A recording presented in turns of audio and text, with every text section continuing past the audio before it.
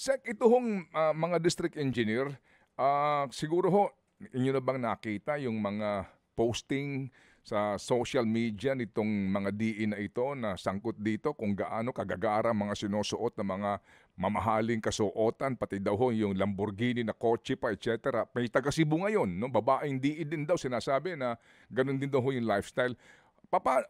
Hindi niyo ho ba talaga natunugan ito, Sek? And wala ba kayong balita dyan sa Hindi departamento po. kung sinong mga DE ito?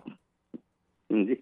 I'm sorry at hindi ko nakuha yung ano nila. So that's why yung nakita may mga balita nga ako sa ganito and I think, nagtalaga rin ako dito sa department nung anti-corruption and fraud team Mm. namin ngayon, no. Opo, opo. So that kung may mga sumbong na ganito, then immediately we have a team actually to go over it, see Mm. kung ano yung mga sumbong na ganito. Mm. So meron po kami ngayon na itatag na team po, gagawa ng mga ganitong investigations. Opo. Sino po in charge no'n?